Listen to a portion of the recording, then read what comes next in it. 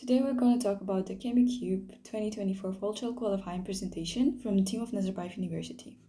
The first of things about the content, it will be about decision making, how we build the system, how we will build the system and its cost, risk management, regeneration, and our further strategy.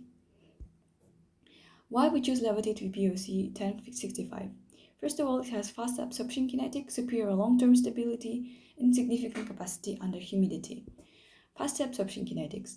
We compared it to different hard, solid, and liquid sorbents, and it showed the best performance out of all of them, especially comparing to pyrrolites and zeolites. Superior long-term stability. This material can maintain significant capacity over hundreds of cycles. For example, in one study, it was studied that after 275 cycles, the capacity was only decreased by 4.84%, which shows the great cycle absorption and desorption stability. It also is quite resistant to the temperatures, as with when the temperature was raised by 10 degrees Celsius over the time up to 150 minutes. After 30 cycles, the loss was about 2.41% only. Talk about disadvantages of Levitate with POC 1065. Lower overall COT capacity and productivity. This disadvantage can be ignored as it absorbs CO2 much faster, saturating 100 minutes earlier, and doesn't degrade over time, allowing for more stable capture cycles and stability of operation. It also may require more mass to fill a bad volume. However, the slightly heavier bed is only a minor trade-off and fully upset by the physical durability, high resistance of this material to oxygen degradation. Vulnerability to degradation might also be a disadvantage. However, it's easily fixable as desorbing it in inner gas such as nitrogen purge may prevent it from prevents it from oxidative degradation. The capacity loss is decreased to only 0.03% per cycle.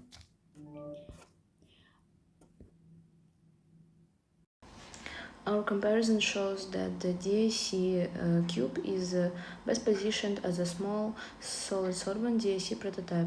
Compared with liquid systems, this approach is simpler, safer, and more realistic for our scale. Compared with advanced options like microwave regeneration, it is also more practical and more easier to control. Among the sorbents, Pyrrolite seems the better of choice for higher uptake and productivity, while Levitate is a good benchmark material from the literature. So the main takeaway is that solid sorbent thermally regenerated DAC cube is the most suitable direction for our project. Risk management strategy.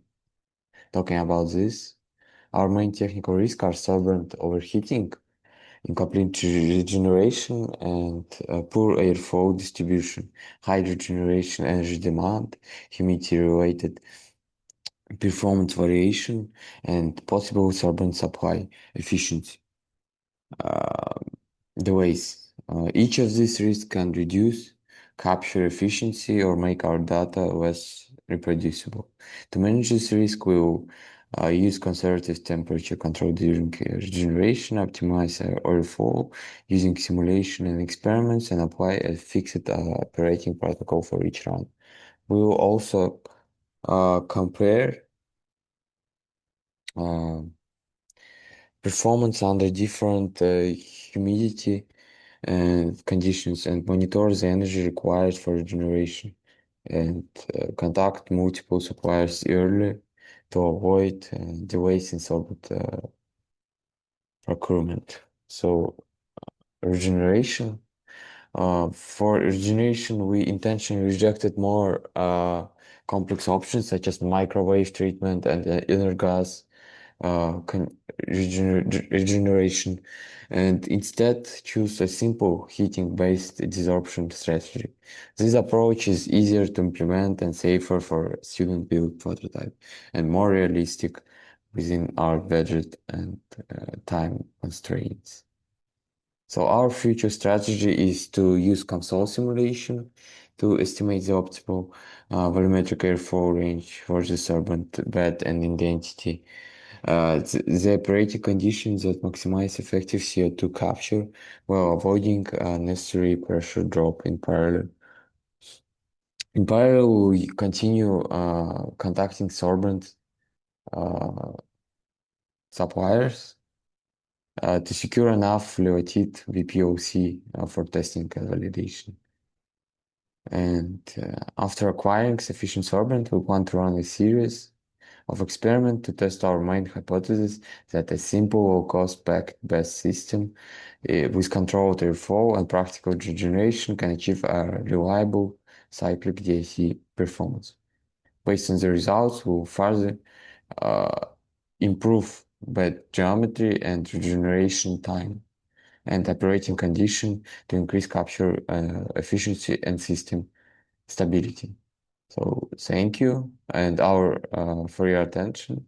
Our team selected Levatid VPOC because of its fast absorption kinetics, strong cyclic stability, and good performance under humid conditions. We combined this material which chose with a simple and realistic engineering design. Focused on low cost, manageable risk, and practical regeneration. We will believe this approach gives us the best balance between performance, feasibility, and further optimization potential for ChemE to 2026. Thank you for your attention.